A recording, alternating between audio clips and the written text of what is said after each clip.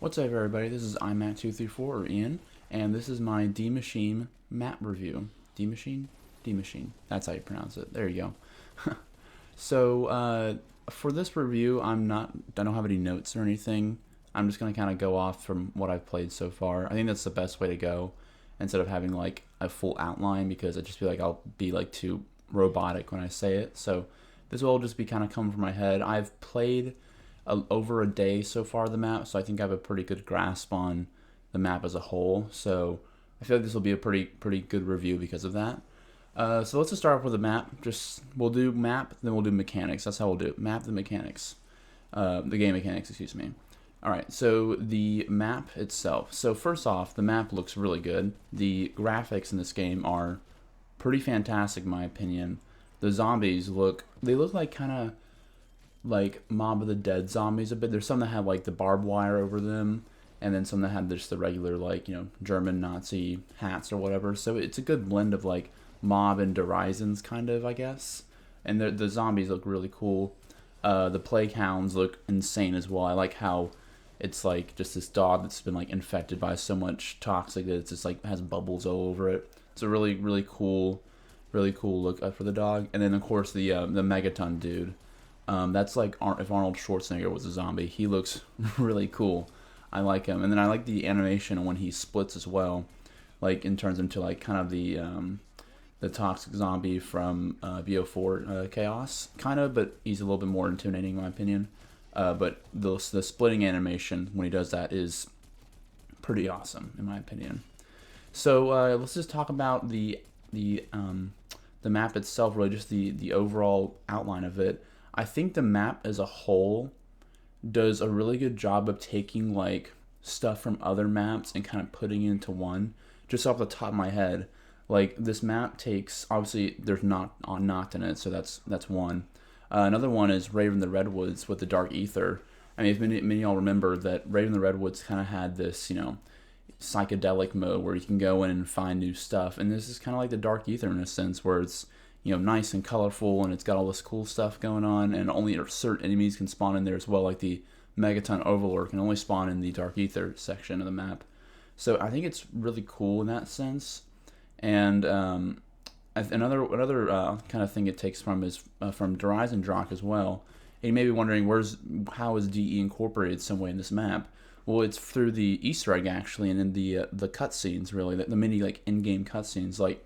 If you remember Dr. Groff, when you had to get the code for the first initial step to open up the safe, you have to go back in time, but you're in the same place.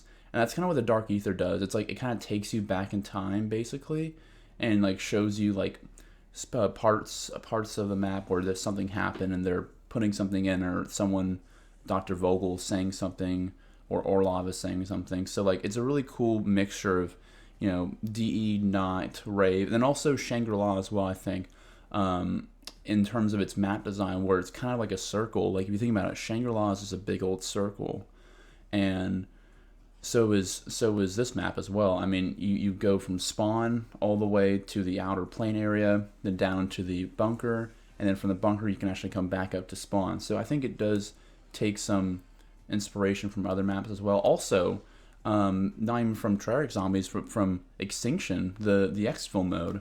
I mean, that's remember in Point of Contact you'd have to run back to the chopper after you completed all the objectives, and I think that was really cool in my opinion. I really do like the exfil mode. That's really cool. I'm sure that will return in other maps as well, but that's more a game mechanic. But I just like how it's kind of the cool part of Point of Contact, where even after you beat the egg, you have to go and extract as well. I think that's really cool.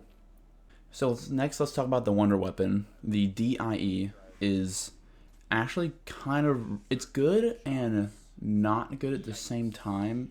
I think that the DIE Shockwave, the like one you get, just the regular one, is good but not great. I think they did a good job of actually somewhat balancing as well.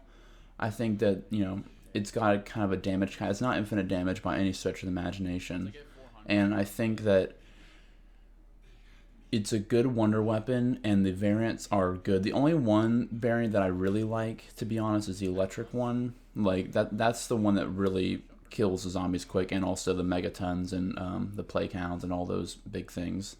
And I think that it could be a better wonder weapon, in my opinion. I think the one, actually, now that I think about it, it's more kind of lacking, in my opinion. The DIE Nova 5's okay, it's not great. The DIE Frost Blast is, it kind of has a really small, like, round cap. I feel like around 20, after round 20, that thing is useless, in my opinion. And then the worst one easily is that, like, electric fireball one. That one's useless, in my opinion. I would actually prefer the regular DIE over that, because that one's just really bad. It's just not good at all. I really just do not enjoy it. I think it's just not good at all. Now, let's talk about the Easter egg itself. So the Easter egg is very linear in a sense. If you're doing it casually, it's a very linear egg that has little to no RNG if you're just doing it casually with a friend or by yourself or whatever. But I do think that I think the Easter egg kind of goes a little bit overboard with all the cutscenes a bit. Like, I think that it's kind of like, it is kind of like Alpha Omega in a sense where the map can get slightly bogged down with too many quotes, I think. And the quotes kind of like, I wouldn't say interrupt the game flow, but they just kind of like, you're just sitting there waiting for them to speak, and it's like, okay, get me out of the dark ether, let me go do my next step. I think that, like, before the boss fight, I think there's maybe a little too much talking with Orloff. I understand, like, what they're trying to do. They're trying to tell a story as well about Orloff and, you know, his involvement with the Omega group. But I think there's maybe a little too much talking throughout the Easter egg that you kind of like, unless if you're speedrunning it, then it's a little too much talking, in my opinion.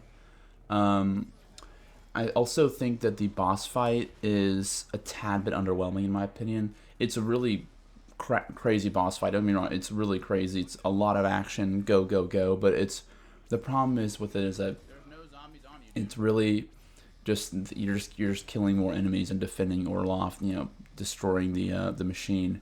And to me, like, I would have rather, like, had an actual boss fight, and, you know, maybe like you fight Orloff and then he becomes good and then he breaks the machine or something like that. I think that an actual boss fight would have suited it better instead of it just being like, oh, just like protect and defend, really. Because while it is good, like, it's a lot of action, it's cool, I think a boss fight would make the map more unique, in my opinion. And I think that that's where the Easter egg kind of lacks a bit, is with the boss fight, just fighting, you know, just all the enemies just scaled up to 10 a bit, in my opinion. And then the exfil for the Easter egg is actually, that one's actually good. I actually do like the exfil for the Easter egg because you have to avoid the blue, like, thunderbolt things or whatever. That can make it actually difficult, which I feel like if those weren't there, it wouldn't be that hard of an exfil. It'd just be, you're just running to the upstairs lake area. And I think they did a really good job of actually making that somewhat difficult, so it's not just, it kind of balances out there not being a boss fight that you have to have a harder exfil. So that I kind of like, in a sense. Also, there's no in-game cutscene, which kind of sucks. I don't really know how they would have been able to incorporate that somehow with the in-game cutscene, with how the map ends. But I don't know. I feel like there's no in-game cutscene. It kind of sucks, in my opinion. Now, let's talk about the game mechanics. So the game mechanics, this game has taken a lot of risks, and I think a lot of those risks have actually somewhat paid off, and some of them have and some of them haven't. So let's just talk about the guns first. So the guns, obviously, if you play enough, there's like 5 different tiers of weapon strength, I guess. There's like the red, the common, the uncommon, the rare, the epic, and legendary. So yeah, 5. And you have to get salvage and rare salvage in order to upgrade your weapon.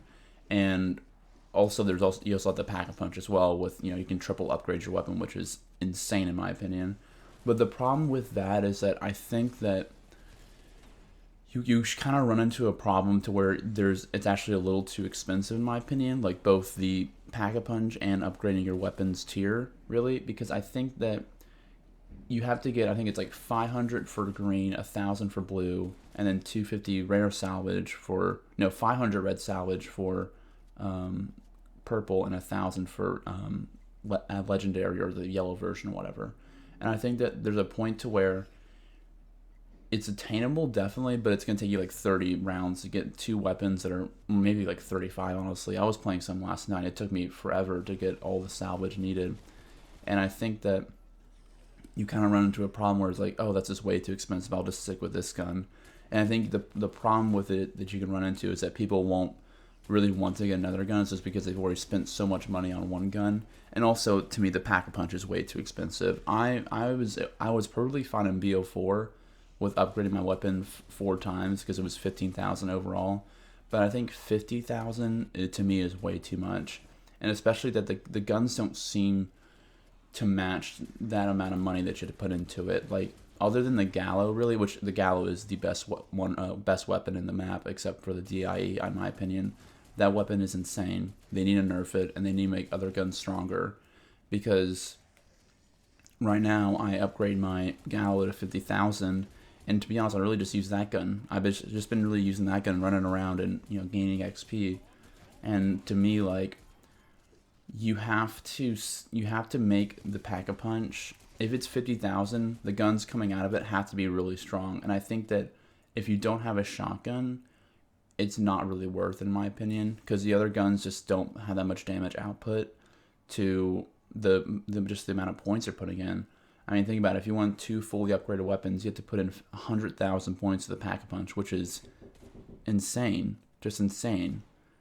And I think that... Sorry, guys, I got interrupted there. So, where was I? Oh, right. I was talking about the Pack-a-Punch system in Zombies. Right. So, I believe I was talking about 100,000 points. Yes, so 100,000 points for 2 weapons, to me, is way too much. And as I was saying before, you have to make other guns a lot stronger, and the Pack-a-Punch has to be a lot cheaper as well. To me, it should be 5,000, 10,000, then 20,000. Because I think that's 35,000, then 70,000 overall. I think that's a more fair amount, in my opinion. And I just think that they just need to buff guns across the board. Like, other than the Gallo, you don't have any weapons. I'm like, oh, I really want to use that gun. Like, I was using the Type 63 last night, the Hell Vendetta, or where the hell the Pack-a-Punch name is called, and it took me like 5 or 6 shots around 34 to kill a zombie. I'm just like, dude, this is taking way too long. And I'm like, all right, I'm just gonna get back to the Gallo at this point. I don't want to use this gun. So the game does definitely have a big balancing issue, in my opinion. So now let's talk about the point system. The point system is very interesting in this game. You have only 2 ways to get points, or two different levels of points. You have the regular kill, which is 90 points, and then you have the critical kill, which is 115 points. In my opinion, this is the wrong way to go. In BO4, you had 3 different tiers of kills. In this game, you only have 2. I really liked BO4's point system because you got 90 for a regular kill, and 120 for a headshot, and 150 for a knife kill. In my opinion, that's how it should be in this game. I think that when you start off the game with a knife, really, I would prefer to get 150 points a kill. Now, I think maybe in this game it could be toned down a little bit. Maybe they keep the 90 115, but instead of knife kill, it's 135 points. Because to me, I just think that only 115 points per kill is not that much, in my opinion. I think that that's where the problem lies with the Pack-a-Punch as well, is if you're not getting enough points, then everything feels so freaking expensive as well.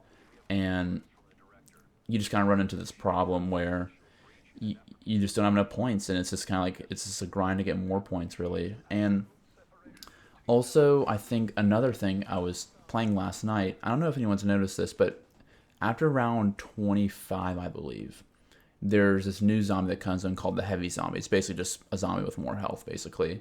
But you only get 90 points per kill for that zombie, whether it's a critical kill or a non-critical kill. Don't quote me on that. But I know for sure you only get 90 points for regular kill for the Heavy Zombie. That I'm 100% sure on. For critical kills, I don't know how much you get. And in my opinion, that's completely wrong. If you kill a Heavy Zombie, you should definitely get like 1.5 points or something, like get 130 points a kill and then 150 per headshot or something, like just something like that. I think that that's really wrong, in my opinion, to not give us more points for killing heavy zombies. But you also, killing the Megaton does give you 500, but again, like, or I think it's 800 overall if you split him and then kill one splitter and then kill the next splitter. It's 800 overall, which is fine. but I think it should be a little bit more. I just think the point system needs to be upticked a bit, because again, like with the Pack a Punch, the perks also cost more in the late rounds. Like Quick Revive, one of my games cost like 5,000. I was like, holy crap, that's a lot for Quick Revive. And I think that they need to get either lower the point values for everything. Not that the doors are fine, and really just like the perks and the Pack a Punch and all that stuff. But you've gotta give us either more points or lower the point values. That's kind of what it comes down to, in my opinion. Now the armor system is interesting in this game. I really do like the armor system. It's kind of a shield replacement, and I think that if there was no armor in this game would be impossible because the zombies at one point hit for 75 health, and the big dude can just basically like hit you once and kill you. So armor is a very good addition. I do like how it's basically just a shield, but kind of a more of a, just a like all around shield instead of on your back or on your front, basically. I really do like that about the game. I think the armor system is really well done, and that's something that I want them to continue to keep doing. The characters in the map, I think that I like the semblance of Not, where it's four nameless characters go into a facility and like are basically fighting off hordes of the undead. I really like the semblance from Not into this game as well, from the regular Not to this Not, basically. I do though wish in other maps that there would be more actual like characters, like we like the original four, Takio, Nikolai, Dempsey, and Richthofen. I think that those kind of characters, just a band of four, you really need to bring those back, in my opinion. I liked it for this map. I thought it worked well. But I think, in my opinion, you should bring back, like, we should be able to play as Weaver or Samantha or some other person, basically. But from what I've read and from what I've heard from Craig Houston is that that's not going to be the case. That they're going to continue with this, you used your operator and the map, and it's more of you're talking about the story more and all that stuff. I'm just like, okay, that's... I don't agree with that, personally. I guess this is more of a game mechanic and map at the same time, now that I think about it, but I think you just kind of lock yourself in more of a creative box, in my opinion. Also, I have to talk about this. The reimagined maps have to be done. I'm now done with the reimagined maps. I thought Blood was okay, really. Classify was really good, and Alpha Omega was really good. Those are the two maps I really enjoy. But I think there's a point to where Treyarch has locked himself into a creative box, essentially, with these reimagined maps. Like when it comes to Chaos, like think of the Chaos maps. Whether you like them or not, that's completely irrelevant. It's just the setting and a new map. 9 was beautiful and awesome and a really, really great map. And in a new map, Voyage of Despair, I think it's one of the worst maps ever. But it doesn't matter. It's a completely new map with new mechanics and a new route and nothing familiar about it, basically. And same with Dead of the Night and same with Ancient Evil. I think that when they come back to Ether, this is the problem. This is why I wanted Chaos to come back, because with Chaos, they were being so creative with all the cool maps they were doing. I thought the next map they go was with the Great Library of Alexandria, which would have been an awesome map, in my opinion, if they decided to do Chaos in this game, which obviously they're not going to anymore. But I just feel like that they're locking themselves in a creative box, and I swear to God, if Verrückt or if Verrückt or any of those other maps are in the next game, I will be very upset. In the next game, in the next DLC, I'll be very upset. The problem is that I think they will be. Like, I just think that since BO4, they're doing this reimagining stuff. Like, to me, I don't know what Not provides for this map. It's just there. Like, it's just there. And I don't understand why Nox in the game. To me, it doesn't add anything to the map other than just a semi-nostalgia boner for old players. Like, I don't see what Not provides that makes the map that much better, in my opinion. It's just there to be there. And, like, again, it's just with locking yourself in a creative box with these maps. I'm just like, you don't need to do this. You need to make new maps. There needs to be a map where it's new and there's nothing old about it. Like with Not has been remastered so many times. It's been in World at War, BO1, It was in BO2 in Transit. It was in BO3 twice with Rev, and it's remastered, and now it's in this one. And I'm just like, there's a point to where Noct has been milked, right? Like, I feel like if they continue making zombies, we'll see Noct again in like 3 or 4 years. And it's just like, you've got to not lock yourself in a creative box when it comes to map design. Don't force yourself to put a part of an old map into it like a reimagining new map, basically. Like, if like, let's say in the next map, for example, if Varuk is in it, what does Varuk provide for me that it didn't provide for me in the other games? I think Varuk's an okay map. There's nothing great about it, and like, just like, oh, like we kind of don't really know what to do. We'll just throw an old map in there just to put up space. It's like, no, like, you've got this great idea of this great Nazi, like, for this game, for this map, you have for Nazi science bunker for this Omega group or whatever they're called. Like, that's a great start. Don't put Noct in the map. I don't see why it needs to be in there. I think, to me, like, honestly, the zombies community is somewhat tired of it, and I'm starting to become tired of it as well. All these reimagining maps. It's just, we haven't. Garad Crovey was the last map we had that was original in Ether, and that was 4 years ago. And that, I love that map so much. And you just gotta figure out a way to not make it. Just don't lock yourself in a creative box. That's what I'm saying, Treyarch. Please do not lock yourself in a creative box. The last thing you need to do is lock yourself, and just don't be creative. Just be creative. That's the thing with Chaos. You were creative. Be that with Ether now. Don't be lazy and put some old map into a new map, because honestly, it's not working, not resonating well with the community. It really isn't. Even though this map is fun, and I really do like this map, it's still just annoying that it's there. There's just no need for it to be in there, in my opinion. All right, now let's talk about the skills. The skills in this game are really interesting. So obviously, if you play the game enough, you get these things called Ethereum crystals, and they're basically like the liquid divinium or the Boolean plasma of this game, essentially.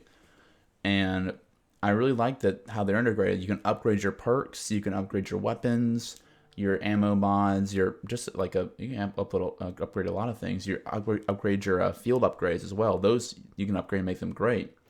And I think that they're a really solid addition to the game, and I really like them. I think they're really cool. The only problem I have with them is that I'm almost done upgrading everything. I have my ammo mods, my perks, and my field upgrades fully upgraded already, and the game's only been out for less than a week. So, and I think I have three gun classes maxed out as well, 2 or 3. It's one. I think it might be 2. It's either 2 or 3, but I don't know like what they're gonna do next with the Ethereum crystals. Like, I know there's new perks coming in. We know that much. But what do you do after that? Like, it's only 6 Ethereum crystals to fully upgrade something. Like, what can I do with the Ethereum crystals next? If I have like 200 of them, how can I, like, what am I gonna? Are they just gonna sit there and just be useless? But like, that's the thing. Like, the system right now is somewhat concerning with Ethereum crystals, because I don't know what they can do with it unless like you can convert them to something else to buy something on the store. I have no clue at this point. So I will give them somewhat of a pass for the crystals, because maybe there's a plan that we just don't know yet with them. But for right now, I just don't know what direction they're going to go with the crystals, because again, like, if there's a new perk every season, that's great, but it's only 6 crystals upgraded, and I can get 6 crystals in like an hour, basically. So hopefully they find something useful with the crystals, and I'm sure they will. I'm sure that you can probably buy skins with them, or they'll do another level of ammo mod or something, basically. But hopefully they do something with that, and I'm sure they will. So I think I'll give them somewhat of a pass for that. Oh, I did forget about. I do remember one thing. Okay, thank God I remembered. Thank God. Okay, awesome. I remembered. One other thing I want to talk about. Okay, so the one thing that kind of concerned me coming this game was I heard that there was a health bar on zombies. I was like, oh, why is there a health bar on zombies? Like, well, I don't need to see a health bar. I'm not gonna lie, the health bar is actually really helpful, and also you see the amount of damage you do per zombie. It's really cool. And they do a good job of making sure that you don't see multiple health bars in once. You only see one health bar per zombie, which is key because if there's so many health bars, you'd be like, oh, I don't know what I'm looking at. So they did a really good job of looking at health bars or giving us health bars for zombies and showing how much damage you put into the zombies.